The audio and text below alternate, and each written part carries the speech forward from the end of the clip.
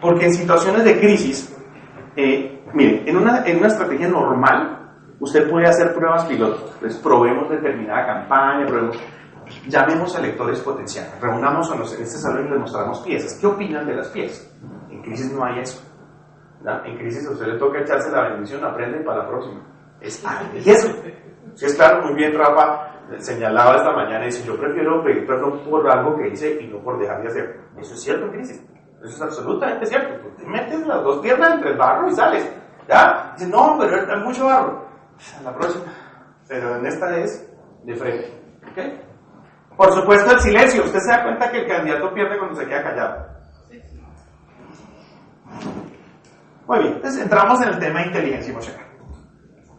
Usted tiene su equipo de tarea. Generalmente el equipo de tarea que lo conforma, el candidato, un responsable técnic,o que usted es el jefe de campaña, ¿ya?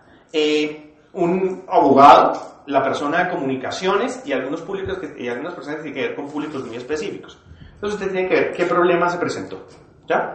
Si es un tema de exposición muy grave del candidato, generalmente uno pone un fusible, es decir, pone un segundo que pueda poner la cara, es decir, el candidato en su momento dará las declaraciones, estamos pensando en esto, y sale otra persona y maneja. Generalmente usted va a buscar que sea la persona que pueda construir mayor credibilidad, ¿de acuerdo? Entonces, ¿cómo se construye la credibilidad? Presentación personal, discurso para discurso, es decir, qué está diciendo, pero además qué está diciendo su forma, no solamente con las palabras, sino con su forma de vestir, ¿de acuerdo? ¿Cuál es toda la parte kinésica, es decir, su gesto, su forma de mover las manos, ¿da? Eso tú tienes que leer eso. Por eso, en el caso que yo les decía de Bolivia, fue con todo el fonoaudiólogo. O sea, una persona que te enseña a hablar, que te enseña a respirar y que te enseña a pronunciar, un periodista no hace eso. Un fonoaudiólogo sí. Entonces, es la que forma los presentadores de noticias. Entonces, vaya directo con la señora y meta a ese señor rapidito a que aprenda a hablar, a que aprenda... Por ejemplo, hay un tema común que es muy similar entre los mexicanos y los colombianos, y es que hay unas muletillas que a veces metemos al final de las oraciones, los fuistes, ¿ya? De hecho, ayer hablaba con una persona y en Colombia hay una canción que dice, ¿por qué te fuiste y me dejaste y te llevaste la grabadora? ¿Ya? Entonces, ese tipo de temas en un candidato es bien complicado, ¿verdad? Que usted dice, cuando tú fuiste, te perdiste, tienes que saber manejar el tema de la pronunciación. Les voy a dar un ejemplo. Imagínense que acusan a un candidato, no era candidato, era gobernador, de acoso sexual.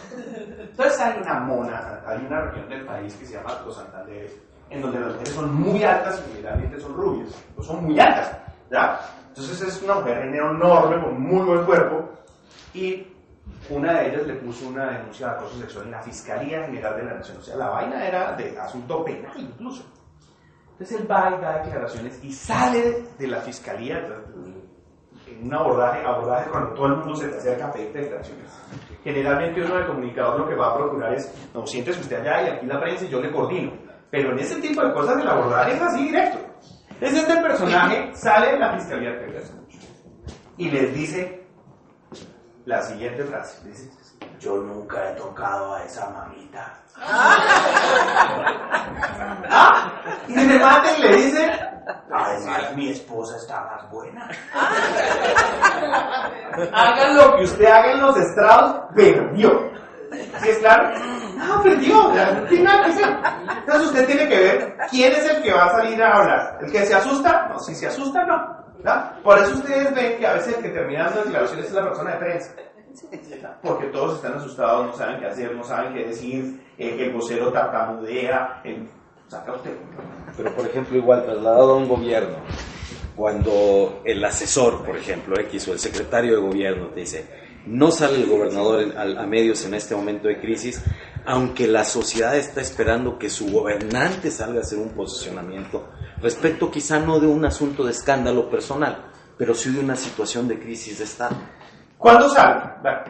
Bueno, ahorita vienen unos temas de táctica donde voy a profundizar. ¿Yo salgo o no salgo? Que es la pregunta que le dicen. Yo considero que debe salir si ya hay una exposición en medios. ¿Ya? Otro tema. ¿Tiene un discurso estructurado? Ahí salga. No tengo, no salga. ¿Ya? Acaba de haber un problema con el alcalde de Bogotá, le hicieron una acusación de malversación de fondos. Salió un senador y dijo, estamos haciendo una investigación de malversación de fondos del alcalde de la ciudad. Eso es un discurso sin articular. O sea, usted puede salir y decir, busque lo que quiera, ¿ya? Pero el resto no puedes decir nada porque no sabes cómo defenderte. O sea, sobre su primera denuncia, sobre su segunda denuncia, no hay nada de eso. Entonces, estábamos en el comité de crisis y yo le dije, no salga, espere a ver entonces qué dice el tipo y sobre lo que ya diga, ok, nosotros vamos disolviendo cada punto. No, él se puso muy nervioso y salió. Entonces su discurso fue, esto no lo voy a permitir, iniciaré los procesos de demanda porque ya no van a meter más con mi familia, mi mamá está muy ofendida.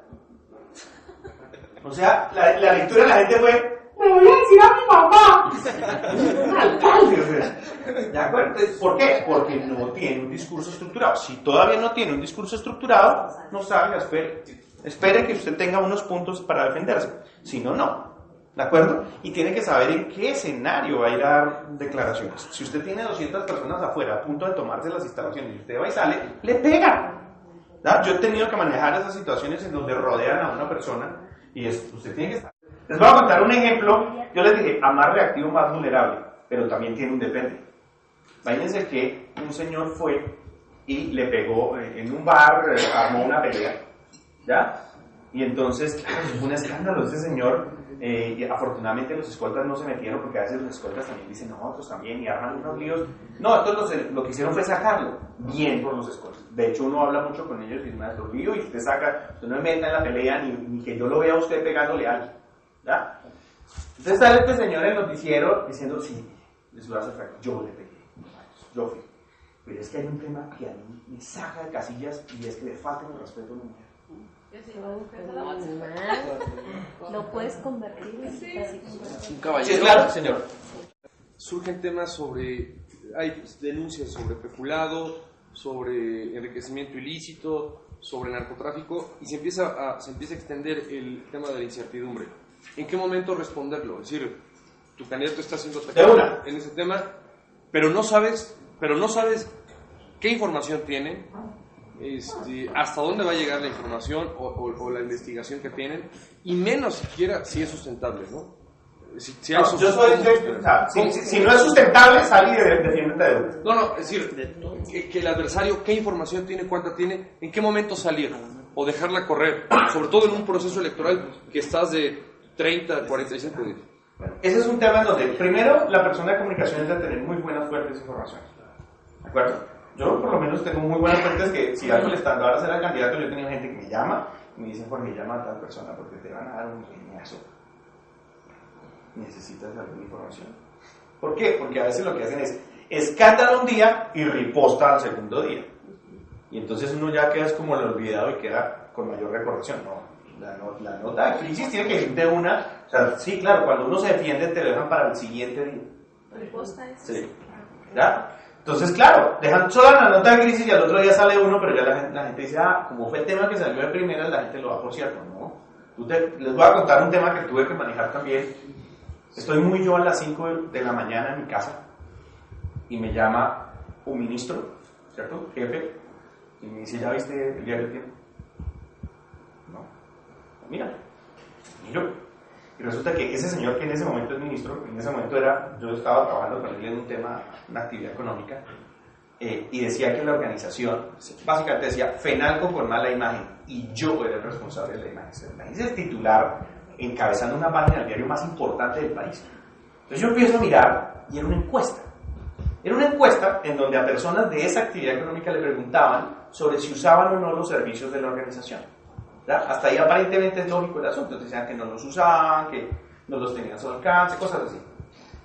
Entonces me puse a mirar la muestra de la encuesta y resulta que habían encuestado personas que no eran afiliadas a la organización. ¿De acuerdo? Entonces, claro, si yo te digo, ¿tú usas los servicios de Comeva Medicina Prepagada? Entonces, no, yo vivo en México. Qué mal Comeva. Si es de Colombia. Si es claro eso. Y digo que Comeva es mala porque tú no lo usas. Entonces, por supuesto, me fui casi en pijama al diario y mire, usted encuesta más que no era. Encueste a los afiliados y dígales que tan bueno el servicio, pero a quien no es afiliado, ¿cómo le va a hacer esa pregunta? Pues lo estuve hablando bien de nosotros una semana entera. Claro, haciendo toda la corrección de lo que, porque a veces tienen ese tipo de lecturas. Y es un tema en donde te dicen mal algo y tú tienes que responder de inmediato. ¿Ya? Mire, en una situación normal uno redacta 3 boletines de prensa a la semana. En crisis, usted fácilmente redacta 6 al día.